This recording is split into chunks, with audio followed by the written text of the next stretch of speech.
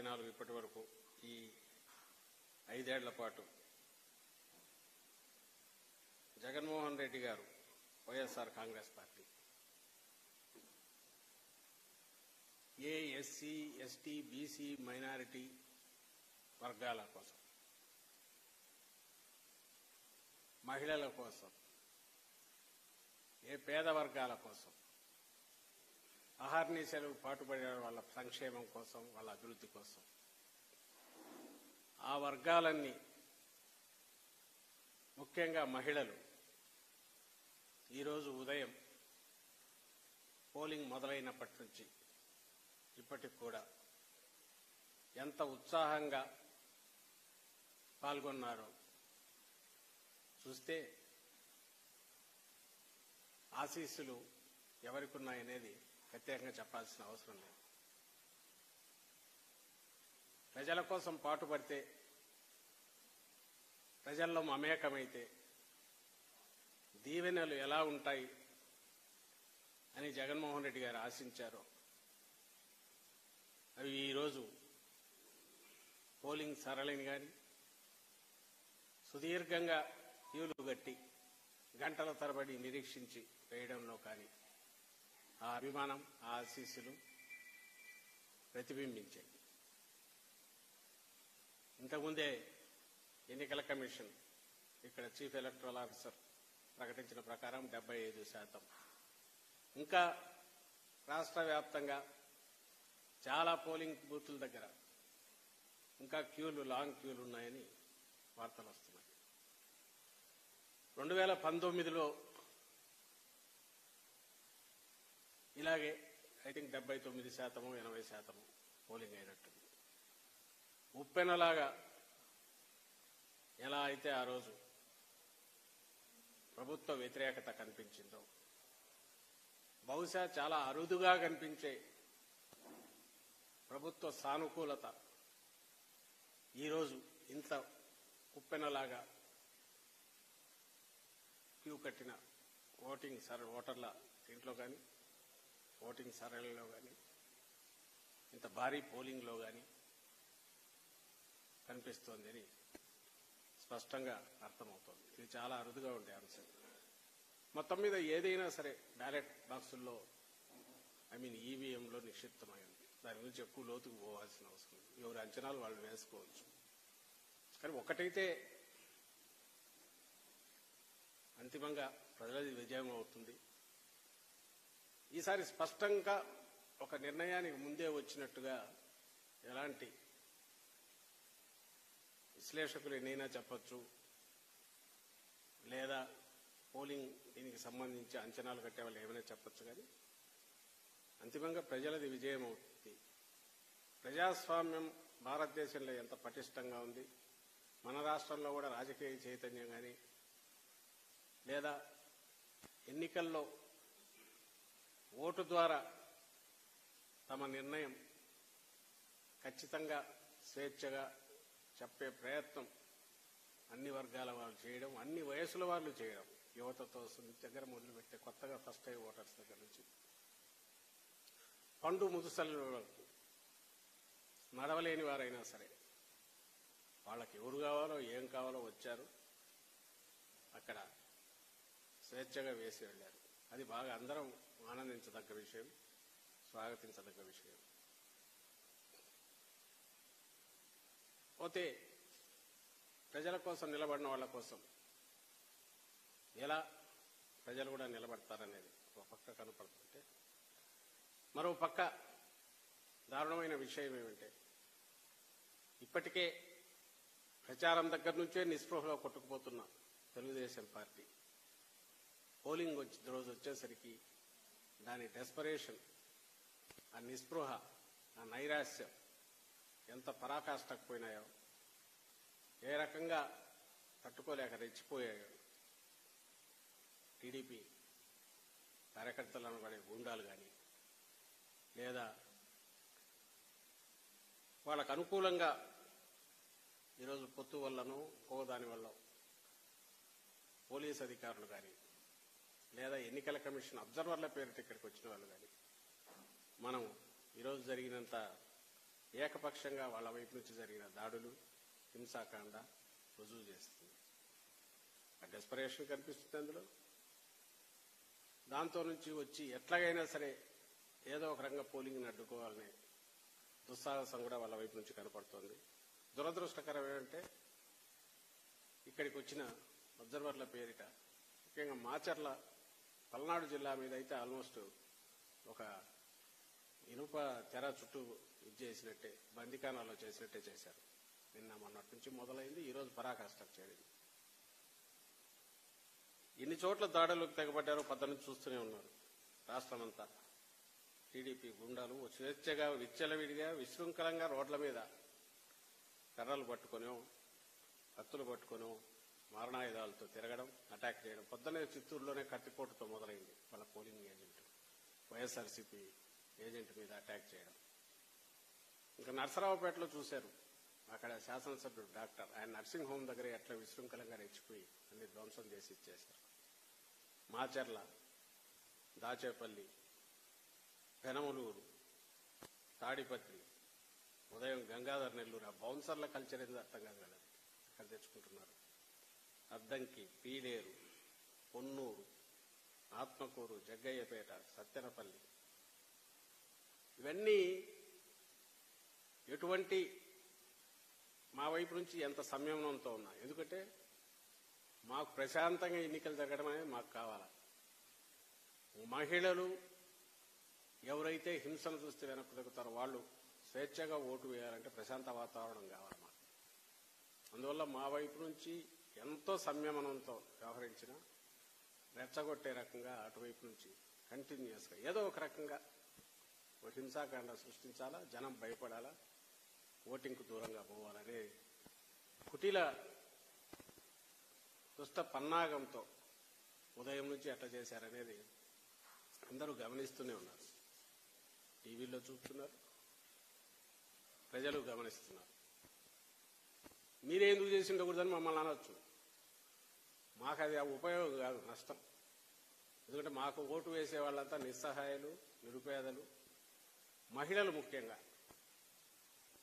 మరి ఎవరు చేసింటారనేది ప్రత్యేకంగా చెప్పనక్కర్లేదు. టీడీపీ వాళ్లే రెచ్చగొట్టి ఏదో ఒక రకంగా కవ్వింపు చర్యలకు పాల్పడి ఏకపక్షంగా దాడులు చేశారు.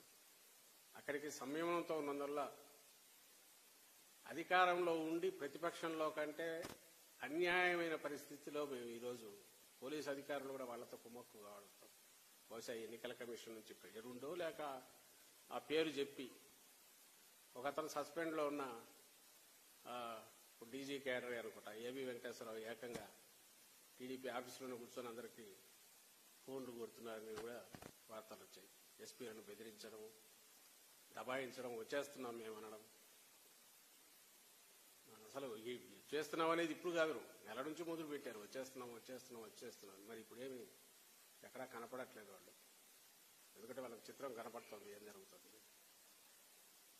సరే, ఎన్నికల్లో ఎవరు వస్తారో అది పక్కన పెట్టినా అందరూ గమనించారు. చంద్రబాబు నాయుడు కానీ ఆ పార్టీ కానీ గత 2-3 నెలలుగా వాళ్ళ అది ఆ అడ్డగోలు పొత్తుల పేరుతో అయితే ఏమి, ఆ తర్వాత తిట్లు బూతులు అయితే ఏమి, నోటికొచ్చినట్టు మాట్లాడడం అయితే ఏమి, జగన్మోహన్ రెడ్డి గారి వ్యక్తిత్వ హననానికి పాల్పడడం అయితే ఏమి, అంటే ఏవైనా అజెండానో అంశాలనో మీదనో మాట్లాడడం అనేది జరగకుండా అప్పుడు మొదలు పెట్టింది. ఆ రోజు నుంచి తెలుసు మామూలు దారిలో రాలేమని. అందుకే కేంద్రంలో ఉన్న పార్టీతో పెట్టుకుంటే అధికారం అండగా ఉంటుందని, ఇటుపక్క ఒక సామాజిక వర్గం, పెద్ద సామాజిక వర్గం అండ వస్తుంది ఇంకొక ఆయనతో. అన్నీ పెట్టుకొని ఏది చేసినా ఆఖరికి నువ్వు ప్రజలకి ఏం కావాలో తెలుసుకోకుండా, లేదంటే ప్రజల ఆకాంక్షలకు తగినట్టు ఉండకుండా, ఎప్పుడు మేమన్నట్టు నువ్వు గతంలో ఏం చేసినావో చెప్పకుండా, రేపు ఏం చేయబోతున్నావు స్పష్టత ఇవ్వకుండా, నువ్వు ఆఖరకు మొదలుపెట్టి ఈరోజు పోలింగ్ డే వరకు నువ్వు నడిపిన నాటకాలన్నీ ఈరోజు పరాకాష్ఠగా దానికి అవేం ఆ పప్పులు ఉడకలేదని తెలిసాక దాడులకు తెగబడడం, హింసాకాండకు తెగబడడం, రిగ్గింగ్ కూడా బాగా. ఇప్పుడు యాక్చువల్లీ ఈ టైం ఇప్పుడు ఇంతకాలం అయిపోయి అన్ని రకాల వెబ్ కాస్టింగ్లు అన్నీ వచ్చినా కూడా మా దృష్టికి వచ్చినవే సాక్షాత్తు కుప్పంలోనే దాదాపు 1, 2, 57, 92, 93, 94, 194, 195, 203 ఇవి ఆ బూతులు మా దృష్టికి వచ్చినవి. రిగ్గింగ్ చేశారని వచ్చాయి, కంప్లైంట్ కూడా ఇచ్చాం. మాచర్ల, టెక్కలి, వేమూరు, గుంటూరు వెస్ట్, వినుకొండ, సత్యనపల్లి, అద్దంకి, కొన్నూరు, అమలాపురం ఇవి మా దృష్టికి కొన్ని వచ్చినాయి. ఈ దాదాపు ఇక్కడంతా కూడా రిగ్గింగ్కు పాల్పడ్డారు. తెలుగుదేశం మూకలు అడ్డంగా ఈవీఎంలు పగలగొట్టారు చాలా చోట్ల. వీటి మీద కంప్లైంట్లు ఇచ్చాం. దాదాపు 80 పైగా ఈ ఒక్కరోజే వీళ్ళ దుశ్చర్యలన్నీ ఈసీకి కంప్లైంట్ ఇచ్చాం. సరే చర్యలు ఏమున్నా రికార్డు అయితే అవన్నీ. మొత్తం మీద ఇప్పటికీ ఇంకా క్యూలు ఉన్నాయి. అండ్ జూన్ 4వ తేదీ ఫలితాలు వచ్చే వరకు అందరం వేచి ఉన్నాం. ఈరోజు ముఖ్యంగా ప్రజలకు కృతజ్ఞతలు. వైఎస్ఆర్ కాంగ్రెస్ పార్టీ తరఫున, జగన్మోహన్ రెడ్డి గారి తరఫున ఓటర్లకు, ఏ అట్టడుగు వర్గాలైతే మాకు అండగా, వైఎస్ఆర్ కాంగ్రెస్ పార్టీకి అండగా ఉన్నాయో గతంలోనూ ఇప్పుడు కూడా, ఎవరి కోసమైతే జగన్మోహన్ రెడ్డి గారు పాటుపడుతున్నారో సంక్షేమ అభివృద్ధి కోసం, వాళ్ళంతా కూడా జగనన్నతో మేము ఉన్నామని ఈరోజు ఓటింగ్కు పెద్ద ఎత్తున రావడం ద్వారా తమ అభిమానాన్ని చాటుకునేందుకు అందరికీ కూడా కృతజ్ఞతలు. మా వైపు నుంచి పూర్తిగా కార్యకర్తలు క్షేత్రస్థాయిలో అటువైపు నుంచి ఎంత రెచ్చగొట్టే చర్యలున్నా ప్రశాంతంగా సంయమనంతో పనిచేసిన క్షేత్రస్థాయి కార్యకర్తలకు, నాయకులకు అందరికీ కూడా ధన్యవాదాలు కూడా చెప్తున్నాను. Thank you.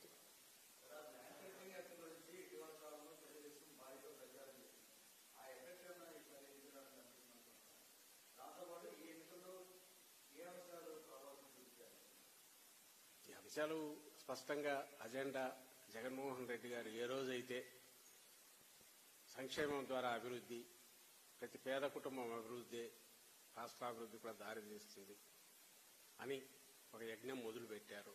ఆ రోజే అజెండా ఫిక్స్ అయిందని మేము అనుకుంటున్నాం. ఆ రోజు నుంచి ఈ రోజు వరకు జరిగినదంతా కూడా దాని కొనసాగింపు. ప్రజలు అదే నిజమైన ప్రజాస్వామ్యంలో అజెండాగా ఉండాలని కూడా భావించారని కూడా ఈ గతంలో కూడా తెలుస్తున్నది. అదే మేము చెప్తూ వచ్చాం.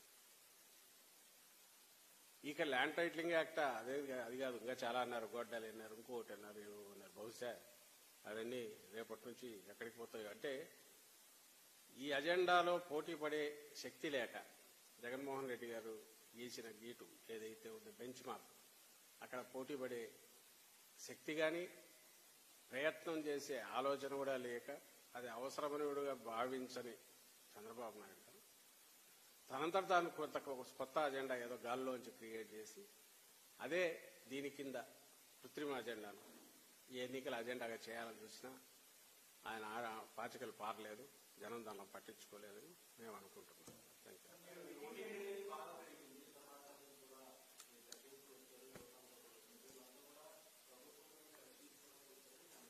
అనుకోవచ్చు ఎవరి ఇంటర్ప్రిటేషన్ అన్నా ఎలాగైనా. నేను అదే చెప్తున్నా కదా, ఈరోజు జరిగిన ఓటింగ్ సరళి చూస్తే ఏ రకంగా అనుకోవచ్చు.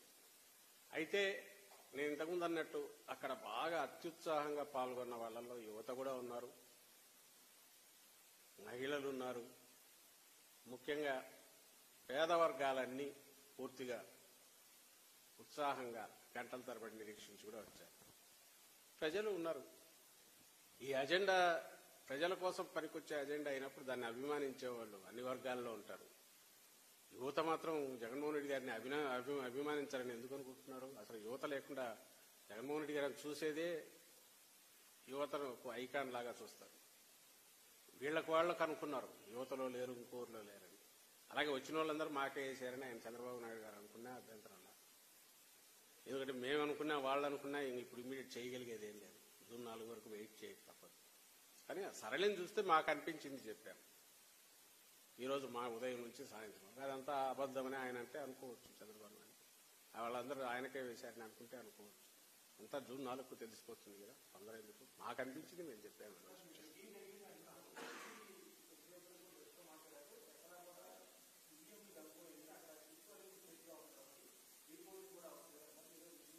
రిగ్గింగ్ జరిగింది, చేసాం, కంప్లైంట్ చేసాం. రిగ్గింగ్ జరిగిందని కంప్లైంట్ ఇచ్చాం, వాళ్ళకు చెప్పాం, కంప్లైంట్ ఇచ్చాం, రీపోలింగ్ అడిగాం. ఇంకా తర్వాత ఎలక్షన్ కమిషన్ అది ఇండిపెండెంట్, వాళ్ళ డెసిషన్ ఏదైనా వాళ్ళు తీసుకునే కాల్ తీసుకుంటారు. మా వైపు నుంచి కంప్లైంట్ ఇచ్చాము, మీడియాలో కూడా వచ్చాయి, అండ్ దానికి అవసరమైన ఆధారాలు కూడా ఉన్నాయి.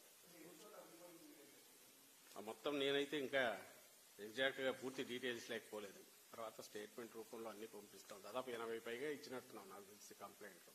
ఈరోజు 80 పైనే ఇచ్చినట్టున్నాం. అన్నీ కూడా ఆధారాలతో ఉన్నది, అన్నీ మాకు వచ్చినవి, మీడియాలో రిపోర్ట్ అయినవి కూడా ఉన్నాయి అంతే కూడా.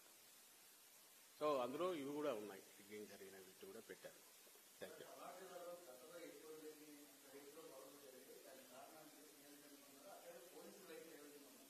అన్యాయంగా ఉంది. ఈరోజు కాదు, 2 రోజుల నుంచి వాళ్ళ సినిమా మొదలైంది చూపించడం. 2 days ముందు నుంచి అదే పనిగా కొత్త అబ్జర్వర్లు ఎవరో తీసుకొచ్చి పెట్టినట్టున్నారు. ఎక్కడికెక్కడ బదిలీలు మీరు చూసినారు. ఎన్నికల పోలింగ్ ఒక రోజు ముందు అంత అడ్డగోలు బదిలీలు కానీ 1 రోజు 2 రోజుల ముందు జరగవు. అది ఆ జరగడంలోనే తెలుస్తుంది. ఏది వితౌట్ ఎనీ ప్రొవొకేషన్, ఏం జరగకుండా, ఎలాంటి ఇది లేకుండా ఈపీ పోతుంది, వాళ్ళు పోయి ప్రెజర్ తీసుకొస్తారు, అక్కడ నుంచి వీళ్ళు ఇక్కడ నుంచి బదిలీలు చేసేస్తారు. డైరెక్ట్ పోలీస్ అబ్జర్వర్ ఎవరో పెట్టినట్టున్నారు, ఆయన వాళ్ళ దగ్గర నుంచి పోతాయి. రిటైర్డ్ అధికారిని తెచ్చిపెట్టేట్టున్నారు, అక్కడ నుంచి పోతాయి, డైరెక్షన్స్ వస్తాయి, ఫాలో అవుతూ వచ్చారు. ఆ యాక్షన్స్ జరిగిన దాన్ని బట్టే, అవన్నీ జరిగిన దాన్ని బట్టే క్లియర్గా తెలుస్తుంది.